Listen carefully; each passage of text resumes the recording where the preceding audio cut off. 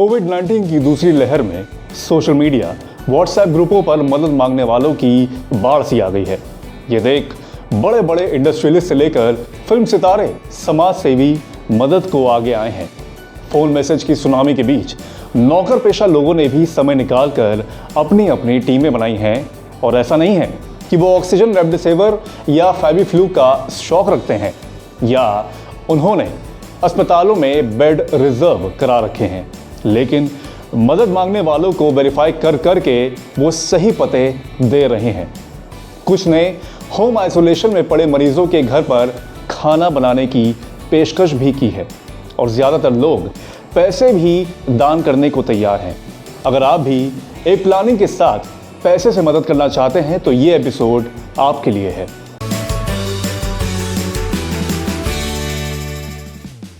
अपनी क्षमता के हिसाब से आप जितनी चाहें उतनी मदद कर सकते हैं, लेकिन इसकी एक प्लानिंग कर लें। सबसे पहले आप अपनी मंथली इनकम, खर्चों और अपने परिवार के लोगों की संख्या देखें जो आप पर आर्थिक तौर पर निर्भर हैं। अब कुछ खर्च ऐसे हैं जो आप दूसरे की मदद करने का इरादा होने के बावजूद भी करेंगे ही करेंगे। लैडर 7 फाइनेंशियल एडवाइजरीज के फाउंडर सुरेश सादागोपन के मुताबिक आपको अपने लोन की EMI का भुगतान तो करना ही होगा। बच्चों की ट्यूशन फीस से भी कोई समझौता नहीं कर सकते, लेकिन अगर आपने रिटायरमेंट प्लानिंग की तरह कोई लॉन्ग टर्म गोल के लिए पैसा बचाया है तो उससे कुछ पैसा निकाल कर आप योगदान दे सकते हैं। मुंबई के इन्वेस्टमेंट एडवाइजर गौरव मशरूवाला का कहना है कि अगर आप डोनेशन को एक नियमित आदत बनाना चाहते हैं तो अपनी सेविंग्स या अपनी ईयरली इनकम का कुछ प्रतिशत आप फिक्स कर सकते हैं। मशरूवाला कहते हैं कि वो और उनकी पत्नी हर साल अपनी कमाई का एक हिस्सा देने के लिए इसे ध्यान में रखते हैं। उनका एक टारगेट सेट है, वे जितना अपनी वार्षिक छुट्टियों पर खर्चा करते हैं उतना ही हर साल वो दान भी करते हैं। ऐसे ही आप भी एक टारगेट सेट कर सकते हैं, जैसे मान लीजिए कि हर साल आप जितना कपड़ों पर खर्च करते हैं उतना आप दान कर सकते हैं। इस तरह आप अपने फिजूल के खर्चों को भी रोक सकते हैं। समय पर अपनी EMI का भुगतान करने के अलावा अपनी इंश्योरेंस प्रीमियम कमिटमेंट को पूरा करना भी बुद्धिमानी है, लेकिन संकट के इस दौर में आपका इन्वेस्टमेंट को कुछ समय के लिए सस्पेंड करना ठीक है। अधिकांश म्यूचुअल फंड आपको अपनी SIP को पॉज करने की छूट देते हैं, तो उन्हें पूरी तरह से रोकने की जरूरत नहीं है। पॉज फीचर आपको कुछ समय के लिए ब्रेक लेने की अनुमति देता है। कुछ फंड आपको 3 से 6 महीने के लिए पॉज लगाने के लिए देते हैं, बाकी केवल 1 या 2 महीने के लिए।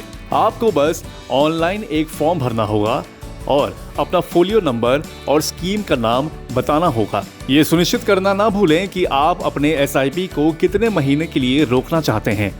अब आप इस पैसे को अपनी पसंद के हिसाब से इस्तेमाल करने के लिए तैयार हैं। सदगोपन का कहना है कि अगर आप महामारी के समय में लोगों की मदद करना चाहते हैं तो आप 1 या 2 फिक्स डिपॉजिट को तोड़ सकते हैं, या अगर आप पर कोई बड़ा वित्तीय बोझ नहीं है तो एक बड़ी FD भी तोड़वा सकते हैं। अब मदद की शुरुआत आप खुद के कर्मचारियों के साथ कर सकते हैं। कोरोना काल में ये सबसे बेसिक मदद है जो आप कर ही सकते हैं, खासकर जब कई राज्यों में लॉकडाउन लगा है और आपके घरों में आने वाले सफाई या खाना बनाने वाले कर्मचारियों का आना बंद हो गया है। तो कम से कम उनकी सैलरी में कटौती ना करें, क्योंकि इस समय उन्हें पैसे की सबसे ज्यादा जरूरत है। इसके बाद आप चाहे तो गैर सरकारी संगठन यानी कि NGO या अस्पतालों जैसे संस्थानों की मदद कर सकते हैं, लेकिन मदद करने से पहले अपना होमवर्क करना ना भूलें। थर्मैक्स की पूर्व चेयरपर्सन अनुआगा का कहना है कि अपने सर्कल के लोगों की रिकमेंडेशंस को जरूर देखें। अगर आप किसी NGO की मदद कर रहे हैं तो जांच लें कि ट्रस्टी कौन है और इसे चलाने वाले लोग कौन हैं। इन समय में थोड़ा सा विश्वास जरूरी है। मुथुकृष्णन सुझाव देते हैं कि उन गैर सरकारी संगठनों से बचना चाहिए जो बहुत अधिक विज्ञापन करते हैं। वह एक एग्जाम्पल देते हुए बताते हैं कि एक ऐसा ही संगठन है जो अपने खुद के खर्चों और विज्ञापन के लिए कुल दान का 70% अपने पास रखता है और बचा हुआ लाभार्थियों को देता है। इनसे बचने की जरूरत है। कम्युनिटी सेंटर्स और स्कूल जो समाज के कमजोर वर्गों की मदद करते हैं, वह ये भी सुनिश्चित करते हैं कि दान में आई राशि जरूरतमंदों तक पहुंचे। सदगोपन सेंट्रल मुंबई के एक ऐसे अस्पताल का उदाहरण देते हैं जो गरीब रोगियों को आंशिक रूप से मदद करता है।